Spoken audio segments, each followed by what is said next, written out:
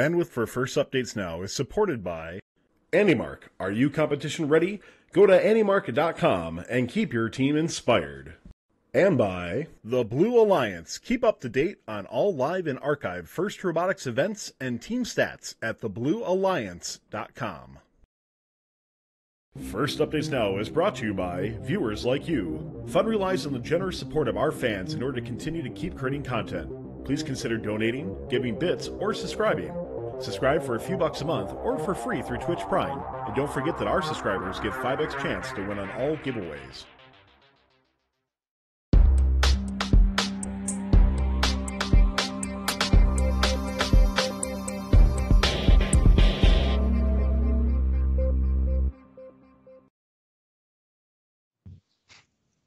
Ladies and gentlemen, welcome back to another installment of Best of the West. Scales, switches, soaring climbs, and more. We're going to be breaking down all of the action in the Pacific Northwest and Utah from this past weekend, telling you what we're looking forward to in Week 2 and what we took away from Week 1.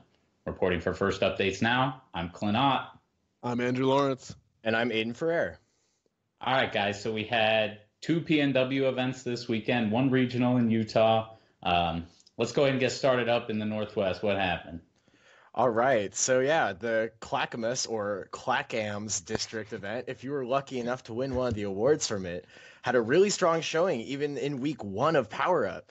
PNW Powerhouse and 2017 Touring Division winner 2046 Bare Metal took the #1 seed undefeated 12-0 with one of the fastest climbers and most skilled drive teams I think we'll see this entire season. Even from this week 1 event, I fully expect this drive team to tear up the matches at Champs. They were so fluid and had a fantastic strategy, able to dominate all aspects of gameplay. They partnered up with the #2 seed of 4513 Circuit Breakers and 6465 Mystic Biscuit to sweep their way through the playoffs. Facing them in the finals was the second alliance, captained by 2811 Stormbots, partnering with 5803 Apex Robotics and 5970 Beavertronics. In the end, the #1 alliance won their first finals match 401 to 237 and finished the event off with a score of 367 to 197. Bare Metal also landed the Excellence in Engineering Award along with their winners' medals. 1540 Flaming Chickens went home with the Engineering Inspiration Award, while Team 4125 Confidential won their 5th District Chairman's Award since 2014, keeping their streak alive. A huge congratulations to them, as well as 6831 AO5 Annex for receiving the Rookie All-Star Award in addition to the highest rookie seed. Certainly a fresh face to look out for, and I'm excited to see how they perform at the Sun Dome event in Yakima, Washington. Nice. Now, the first half of the Mount Vernon District event, the one that I was covering earlier last week, played out typically as most would expect, right? You've got some teams with good run in the middle of the pack. You've got some unfortunate plays that result in a few handful of teams ranking in the bottom half. And you've got your top teams fighting pretty hard for the battles in the top seeds. Alliance selections go through pretty much without a hitch. And the rest of it just seemed like it would play out in the usual manner. And then we got to the upsets. Ooh. Oh, yeah. Those upsets. In a shocking twist of events, the 1st and 4th seeded alliances lost to their lower seeded counterparts in the quarterfinals. The 2nd seed lost to the 3rd in semis, and then after 2 finals matches, 3rd seed alliance, headed up by 2910 Jack and the Bot, popped up out of nowhere and took home the gold, winning their first ever event. They earned that win with their alliance partners 2147 Chuck and 4682 the Brave Bots. I want to give a shout out to 1595 for their District Chairman's Award and to 2980 for Engineering Inspiration. Man, that 2910 robot is sick. Oh, yeah. Moving around. I think, like I said last week, I've been super excited for this Utah Regional since I saw the team list back when registration started. And I had to say I was not disappointed at all by what went down this past weekend. Obviously, only three teams went home with a win, but everybody should be kind of proud of what they did this past weekend.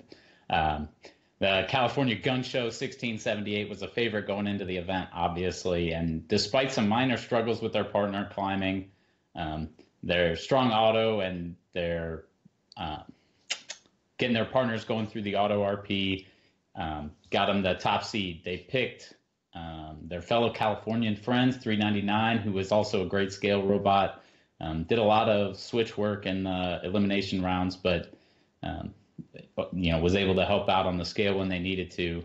And then they picked up 1410, the Kraken from Colorado, way to represent boys. They, it's kind of your typical double scale, single vault switch specialist alliance. But you'd think that strategy would play out pretty reliably, but they had to pull out some of the OP strats when they went into the quarterfinals, letting their score continue to tick after the time ran out to help secure the win over the 8th seed. They played 2 gritty semifinals against the 5th Alliance and came out on top of those to face the 3rd seed Alliance of 3230, 670, and 159. Both matches were great back and forth scale battles, but in the end, Citrus and Eagle were able to just outpace Prototype X and Homestead on the scale. The number 1 Alliance was able to hold on to win both matches 310 to 230 and 353 to 281. Got to give a shout out to my boys 1410 who effectively worked the switch to help pick up their first blue banner in their 15-year history. Congrats also go out to Chairman's Award winners Chilean Hart, who made the trip over 9,000 miles. Didn't go home empty-handed. Well done. EI winners, the Robo Bronx, and Rookie All-Stars, the Provo Types. Unfortunately, guys, the Utah Regional did not go off without a hitch. I do want to touch on one bad thing that happened over the weekend. Team 115 MVRT out of Cupertino, California, had their trailer holding their robot and tools stolen from outside their hotel in West Valley City, Utah. I can't imagine kind of the emotions that the students and mentors are feeling. We all know the amount of effort that goes into making a robot as competitive as theirs were. They were on that semifinal alliance that ended up going down to 1678. It was a great robot. It sucks to hear something like that happen. I know a lot of people in the Chief Delphi community were wondering how they were able to support them. So if we hear anything, we hear some way you can help them out, we'll let you guys know as soon as we can. Really? We might have them on tomorrow, it sounds like. Not sure. But I have heard that on their Facebook page, they put out a post kind of explaining the situation, saying what's going on, and how you can help them out. So if you check them out on Facebook, Monta Vista Robotics Team, it's 115. Go Matadors. Go Matadors. You can see what you can do to help them out. I know they'll really appreciate it, reaching out to them on Chief Delphi. Hopefully First does something about the situation, because they've got 3 weeks or so until their second event, which is in Idaho. So hopefully it all goes well for them. I know a lot of people have been extending offers out, so hopefully they get things settled. It's really unfortunate to hear when this happens. I know this happened to 2046 a couple of years ago, and it's unfortunately it seems like it happens every year. I believe there is a GoFundMe out. There's if you check the Chief post, there's an official Chief post made by an MVRT student. Check that out. It has ways you can help them out. It explains the story a little better. Definitely check that out. See if your team can help out. It's a great team in the area. Basically our sister team. Just do what you can to help. Love to see them back on the field in a few weeks' time. Hey, guys, I just want to jump in and say that we did post a link in Twitch, and Fun will be making a donation towards them as well, because we really hope they get their robot reassembled and back and where they need to be. Awesome. That's awesome. All right. So week 1 is in the books, guys. We had 3 events, 2 great PNW events, an absolutely amazing regional just outside Salt Lake. But what stuck out to you guys while you were watching matches this weekend? Ooh, I'd say what stuck out to me the most was how much better this year's week 1 was compared to almost every other year I've seen. I mean, teams just played the general game, the meta of first power up, so much better than you'd expect out of a week 1. We were streaming things in the shop, and there were entertaining matches. Teams were moving. We had autonomous modes. There were some crazy awesome plays being made even in a week 1. It looked really competitive. Oh, for sure. And you had your faults here and there. You had your dropped cubes, wrong switches, autos that plow through the fence cubes and then drop the cube before the scale. But still, this is probably the best week 1 I've seen. And I think it's due to a few things. I think it's basically everything just going right at once. in 1 year. We have a well-designed game. It's simple, it's well-balanced. The scoring objectives are clear. There's a chief post by Jared Russell from 254. He mentions the low-hanging fruit and really good objectives that we can go for. So any team can contribute on an alliance, regardless of skill level. Which some people are like, well, yeah, why shouldn't they? But that's a relatively rare thing sometimes, to have a game where no matter what, you could be a rookie team or a veteran team, and you could still for lack of better wording, tip the scales of a match, right? We have that. We have a plethora of FRC suppliers providing accessible and effective solutions. West Coast Products, Vex Pro, AndyMark, Rev, Competition Robotics Parts, all these great companies. And you're seeing it on the robots. I mean, these robots are they're the best COTS products possible, just thrown together to make something amazing. And yeah, I remember it helps that everybody's using those green compliant wheels, which are like perfect for picking up power cubes, right? I don't know, man. Black Flex wheels look so much better. They do. They're not as crazy. Oh, I've seen things. I'd see things that you'd see in a couple weeks. Actually, you'll see this weekend. I see something in the background there. Maybe we'll. I'll move my Told head. you we needed to throw a sheet over that, but Hey, don't worry, there's nothing worth copying over there, except for the thing that we copied. Anyways, back to the cool stuff. And part of what made this year so great, we have a bunch of amazing resources by teams. We have the West Coast Products minimum competitive concept. I've seen a few of those robots just scoring hella points. Robonauts Everybot. I believe there was an Everybot down at Miami Valley that was just cooking all day. I love watching it. It's my favorite thing. I do love watching the powerhouses do really well with their really cool robots, but it's more fun to see just a basic robot from a team that went through like 3 weeks and $500 just outperforming everyone on the field. If you get the chance, check out Miami Valley. I believe it's Miami Valley. I forget the team off the top of my head. I'm sure someone will throw it up in chat. Definitely some of my favorite matches so far. The great mechanisms, Adam Hurd, Par 973, developed an elevator and a claw for this year's game. Definitely super helpful for teams. The Limelight's been pretty critical to a lot of my friends who've been using it to track cubes and the vision targets on the Switch, which I didn't think anyone would actually be tracking, but turns out they are. So yeah, I'd say overall, it's just everything's going right this year to make for a great game, and I can't wait to see where it goes, like week 5, week 6, because I'm already excited by week 1. Yeah, we saw some really crazy robots even in week 1. It was awesome to see how amazing the matches turned out. I do have to say, though, this year, fouls are really the killer. I don't think I saw a single clean match in any of the events I was watching because, your robot does so much as hit its metal head on the scale, and that could cost you the round. The refs are really being super careful about that, tipping the scales with your robot. You got to watch out for that, or you will mess up your alliance. There's thankfully a lot of teams that have that awareness of the field. They can help out their teammates. I don't know if Tyler can pull up this video I've got linked, but we see plays like in Clackamas where teams are helping out one another, pushing them out from underneath the scale. So lots of cooperation at work, really trying to make sure that their partners aren't costing them the match, because you're getting several points every time. Every few seconds that you're stuck under that scale, so got to get out from under there. The video that you see here, you got another team, I think it's 45-13, helping out their teammates on the blue alliance, I believe, trying to get them freed. You can see them go around the corner, but they get them freed, and they do end up winning this match. But Red Alliance gets about 60 foul points from it, so you really got to be careful. There's a lot of fouls involved with that scale. There were a few cases in which the robots got dinged for hurting too many cubes, namely when it comes to that row behind the switch. You'll see robots drive through, plow an entire row of cubes, kind of hurting them all and working with that. And, in some cases, I didn't see that called. I think there was a lack of consistency in the double cube possession.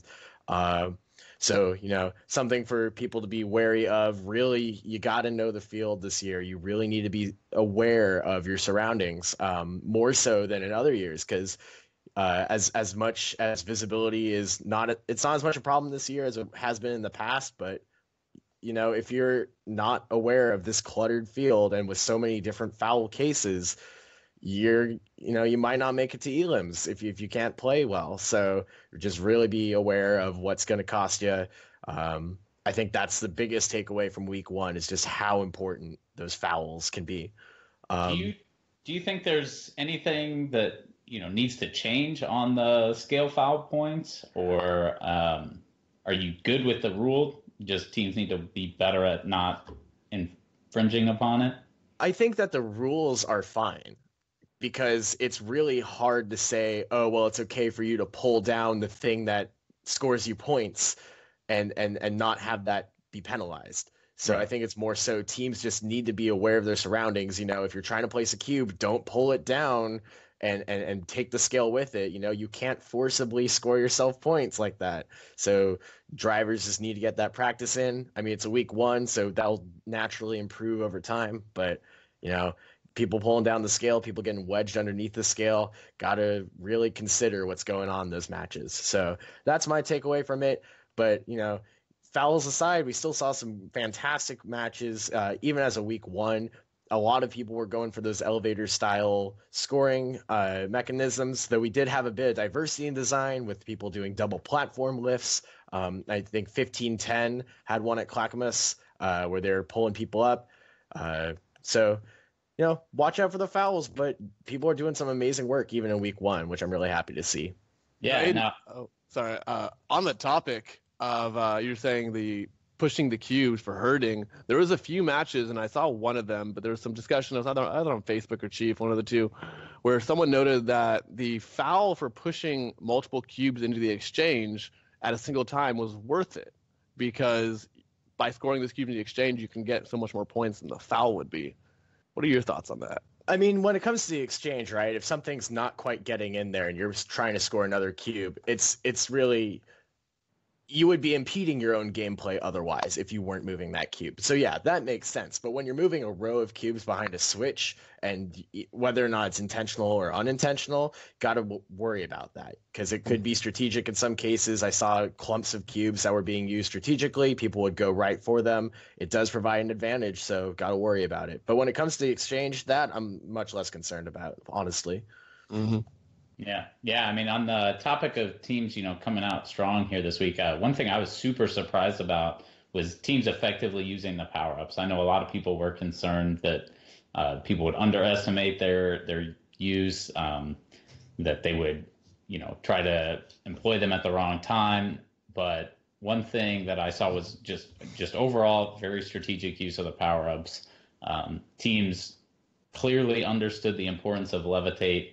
There was a 66% hit rate on levitate from all alliances this weekend, as opposed to 33% for the force and 49% for the boost. So those extra points you get from putting those cubes in the vault and then playing levitate was a big deal, and it was understood by a lot of teams. That's something you don't see a lot of times in the early weeks because people can't anticipate that that's a good strategy. So I was glad to see that. Teams clearly did not understand the rule about how the levitate works, because you would see them play the levitate early in the match, so clearly they got it done. But then at 30 seconds, you'd see all 3 robots head to try to fit onto the platform. Guys, it raises, you don't have to be on the platform in order to get the climb. So you should definitely leave one robot doing something during those last seconds. So that was one thing that really irked me and several other members of our team. We're watching, levitate was clearly played, and they're almost knocking their partners off trying to get onto the platform. It was that was not good. I think I think Libby said something earlier. All right, don't have time for that. Okay, all right. So we covered week 1. What do we got coming up in week 2? We've got one more PNW event and 2 regionals. So the first. The only PNW event in week 2 is the Wilsonville district event, with last week's Clackamas district, as Aiden said, and Wilsonville only being separated by about 20 miles. We have 12 of the 37 teams signed up for this event, competing for the second time together. 1540 was the captain of the 4th Alliance last weekend, but they do need to continue to improve this week if they want to have a solid chance of getting enough district points and doing well at this particular event. Other teams making their second appearance at Wilsonville that had bright spots last weekend include 753, 6445, and 237. With 4488, 1425, and 2471 all debuting at this week's only PNW district, all eyes in the Northwest will be turned to see if these teams come out shooting. 2471, Mean Machines Robot Atlas looks to be one of the strong ones going into this event. They have a super high reach, a strong auto, and their partner climb will definitely make them a contender for the top spot this weekend. Hopefully teams will have paid attention and learned something from last week's events to build a strong start to the season for the Pacific Northwest. Nice. And making our way down south to the land of Shamu and Mexican food, we have the San Diego Regional. Weighing in at about 66 teams, this event is stated to be one of, if not the largest regionals in 2018. An insider tip tells me that the Super Bronco is the best place to get tacos in town. So if you have the chance and you're down in the land of Legos, I'd go check it out. While the event is known for being a SoCal powerhouse, the robots won't even be the most competitive part of this place. I mean, this upcoming weekend, we're going to have an all-out battle of gracious professionalism and first values as we experience one of the most difficult competitions for the First Culture Awards than I've seen in any other regional.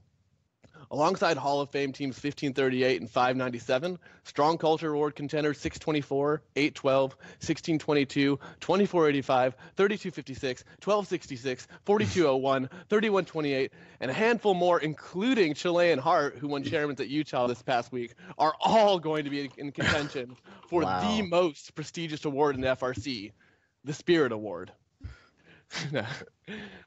But alongside the tremendous FRC spirit these teams bring, they also bring along a competitive one. It's going to be a strong fight to the finish, but I predict seeing local team 3255, the Super Nerds, no relation, taking one of the top-seeded positions. They've built a strong program down in San Diego, and they have been building up their way to leading an event win for just some time now. Of course, joining them are going to be San Diego's powerhouses, Holy Cows, and Warlords, each looking to get another blue banner to add to their already sizable collections.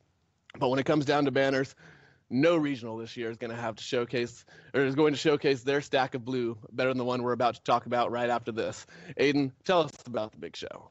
Well, gotta talk about Arizona North. So many bots, so little time in the show, but we're gonna have one heck of a party out in AZN this year with some of the best in the West looking to kick their season off with a bang. Coming in from Nevada is Team 987, the High Rollers, with their big shot of a bot that single-handedly might cycle faster than some alliances out there. Idaho's very own Team Taters, 2122, will be looking to win it all after an incredible 2017 season, finishing as the winners of Carver Division. From California, we'll be seeing quite a few teams with strong showings last year, like Team 8, 2135 Presentation Invasion, the 2637 Phantom Cats, and 3309 Firebots, who also won Arizona North's Chairman's Award last year. The All-Arizona Finalist Alliance last year of 60, the Bionic Bulldogs, 4146, the Sabercats, and 6530 Raw will surely be in the running this year. Strong contenders looking to defend their home turf. This year's champions title is open to anyone, as the winning alliance for 2017 will not be returning. But of course, we've already got some champions in the mix at this event, world champions to be exact. St. Louis champions 254, the Cheesy Poofs, will be setting foot in Arizona for the first time, matching up against the Copper State's very own 1011 Crush, champions at Houston. These two have shown fierce matches both with each other and against each other at the Festival of Champions and Cheesy Champs, so I'm excited to see their relationship unfold more this weekend. 5 of the 61 teams attending AZN are rookies, including 6968 Team Pi, coming all the way out from the Netherlands to compete at this crazy event. Lots of great robots. I think EI and Chairman's might go to 1011 or 3309, or maybe 3925 Circuit of Life can come from behind after their big win at Ventura last year. All right, guys, that's all we've got time for tonight. Thanks, everybody, for hanging out with us. If you want more First Robotics in your life and like what we do, all we ask is you let others know about the show. If you've got a few bucks to support the show, we appreciate it. But if not, we totally understand and are stoked to have you here. On behalf of myself, Andrew, Aiden, and our producer, Tyler, I'd like to thank you for tuning in, and thank you to all our moderators in the chat. Talk to you next Monday on Best of the West.